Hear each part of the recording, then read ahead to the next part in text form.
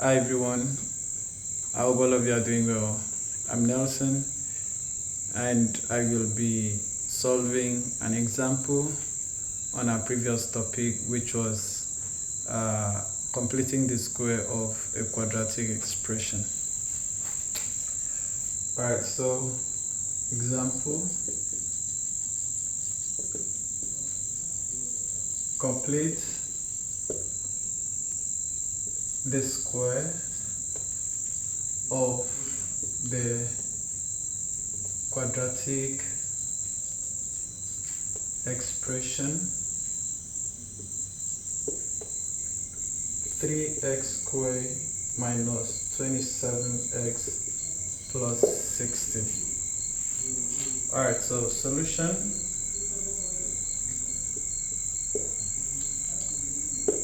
How do we do this? Recall, the first method was we should factor out the coefficient of x squared. So to factor this, so the coefficient of x squared here is 3, so I'm going to factor out 3. So let's rewrite this: 3x squared minus 27x plus 60. So to factor out the coefficient of x squared, I will have 3x squared minus 27. Of course, we have 3 here in how many places? In 9 places. This 27 here is the same thing as 3 times 9. 6 here is the same thing as 3 times 20. So if I factor out 3, I'll be left with 9x. And if I factor out 3 here, I'll be left with 20. So positive 20. Alright, so the next step is what I'm going to add and subtract half. Maybe I think I should write it for you. Add and subtract half the coefficient of x and square it. Alright, so in exams, this statement is not really important. So what is important is your next step. So what you are supposed to do according to this statement is 3x squared minus 9x. I'm going to add. Now what is half? Okay, first, what's the coefficient of x? The coefficient of x is negative 9. Now what is half the coefficient of x? Half of negative 9. This will be equals to half times negative 9, which is negative 9 all over 2. And then we are also asked to square it. So we have negative 9 all over 2 all squared. We have to do that and also subtract that all squared, that's negative 9 all over 2. And then plus 20. Yeah.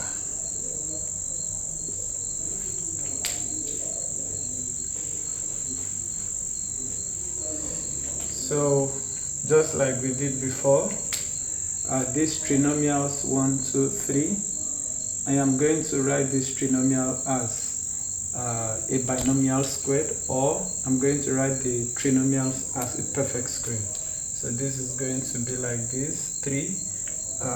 I'm going to, let me use square brackets. I'm going to take this term and this term alone and then square them. So this is x. Remember, I'm not taking this sign here, I'm taking the sign in the bracket. Minus 9 all over 2. I square it. Of course, if you expand this perfect square, you will have the trinomials here. So you are now left with what? If you open up here, negative 9 all square, negative 9 all square is the same thing as negative 9 multiplied by negative 9. Of course, this will give us 81. So this is going to give us 81 all over 4. That's this all square and this all square. So we have this plus 20. Alright, so if you could remember my last video, I talked about how to solve this, but how to simplify this particular expression. And for us to simplify it, I wouldn't like to use the method of finding the LCM. So the method I prefer to use in binomial terms like this when simplifying is the method of equivalent fraction. So of course there is a 1 here, and how can I make 4 to resemble 1, and how can I make 1 to resemble 4? We will ask ourselves, can 4 be divided by 1? Yes. How many times 4? So I'm going to multiply here by 4 all over 4. So this is going to be 3x minus 9 all over 2 all square minus 81 all over 4 plus 20 over 1 times 4 all over 4. So this becomes x minus 9 all over 2 all square minus 81 all over 4 plus 80 all over 4. Of course, you can still simplify this. This becomes x minus 9 all over 2 all square. So this is plus. Of course, if I have plus and then being operated by a positive sign with another negative sign, the number that takes, the sign that takes precedence is the negative sign. So in this case, even if I write plus here, it will not affect this negative sign. So I'm going to bring it plus, and then here we have 4, they are equivalent, so we simply take 1. We have negative 18 plus 80. In this case, negative means in mathematics that you're owing. So you're owing 81 and you have 80. When you pay 80, you still be owing 1. So in this case, we will have, let's close it, we will have 3 and then x minus 9 all over 2 all square minus 1 all over 4. So we can simply